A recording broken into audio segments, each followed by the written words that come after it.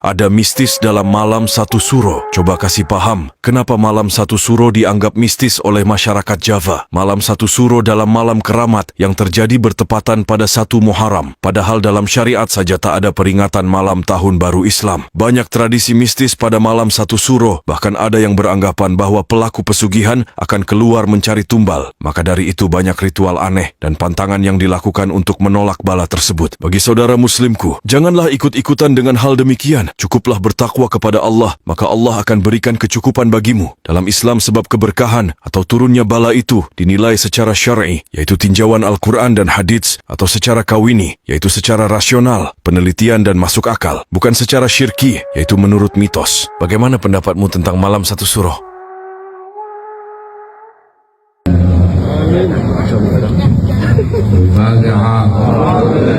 Tolonglah, kalau mau menghidupkan tradisi, ya tradisi aja. Jangan gunakan nama Islam atau ajaran Islam dengan tradisi yang bertolak belakang dengan Islam. Lalu, seolah berharap mendapatkan berkah dari Allah Azza wa Jalla. Sebenarnya mereka minta berkah ke siapa? Padahal tak ada syariat dari Islam yang demikian. Kalaulah hal ini bagian dari Islam, tentu Nabi dan para sahabat sejak 1400 tahun yang lalu sudah mengumpulkan pedang-pedang mereka, jirah besi mereka, alat zikir mereka untuk didoakan oleh Rasulullah sallallahu alaihi wasallam di 1 Muharram atau yang berkaitan dengan tradisi satu surah. Tapi nyatanya tak ada riwayat yang sahih yang menjelaskan Nabi mengkhususkan malam 1 Muharram untuk amalan demikian.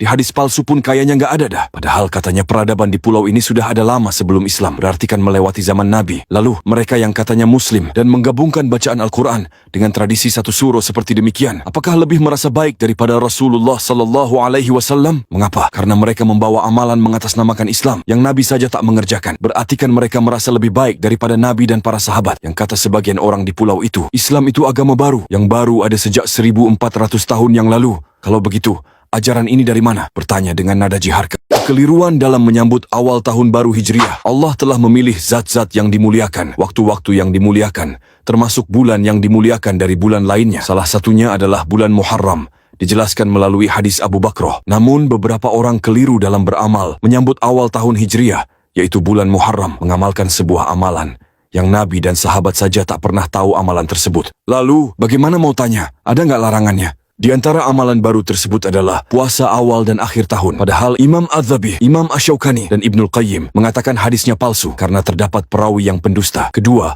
melakukan acara peringatan tahun baru Hijriah. Padahal acara ini hanya tasyabuh saja dengan tahun baru Masehi. Dan Nabi pun tak pernah satu kali pun merayakan hal tersebut. Ketiga, mengkhususkan atau mereka sebut tafa'ulan dengan minum susu putih di malam satu suro atau malam 1 Muharram. Kalau ini parah sih, tak ada dalil dari Nabi, tak ada dalil dari sahabat. Mungkin dalil tukang susu saja agar dagangannya laku. Maka hal ini bukan keharusan. Jadi nggak perlu pusing cari persediaan susu putih karena tak ada satupun pendapat yang dari Nabi minum susu di waktu ini bisa memutihkan tahun setelahnya menjadi sebersih susu. Itu pun kalau susunya nggak expired. Saudaraku, bijaklah menjadi seorang muslim. Ada dalil kerjakan dan tak ada dalil tak perlu diusahakan.